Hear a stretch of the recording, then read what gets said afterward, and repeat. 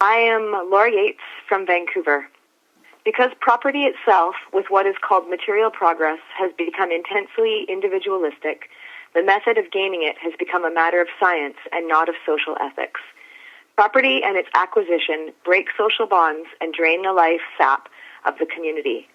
The unscrupulousness involved plays havoc the world over and generates a force that can coax or coerce peoples to deeds of injustice and wholesale horror.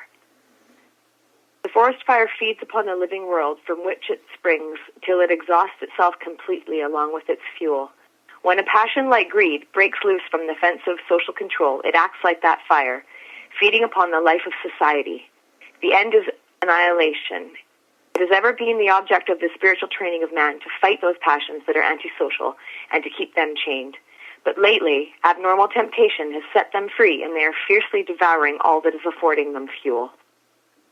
There are always insects in our harvest field, which, in spite of their robbery, tend to leave a sufficient surplus for the tillers of the soil, so that it does not pay us to try to exterminate them altogether. But when some pest that has an enormous power of self-multiplication attacks our total food crop, we must consider this a great calamity. In human society, in normal circumstances, there are many causes that make for wastage, yet it does not cost us much to ignore them. But today, the blight that has fallen upon our social life and its resources is disastrous because it is not restricted within reasonable limits. This is an epidemic of voracity that has infected the total area of civilization. We all claim our right and freedom to be extravagant in our enjoyment if we can afford it. Not to be able to waste as much upon myself as my rich neighbor does merely provides a poverty in myself of which I am ashamed, and against which my women folk and other dependents naturally cherish their own grievance. Ours is a society in which, through its tyrannical standard of respectability, all the members are goading each other to spoil themselves to the utmost limit of their capacity.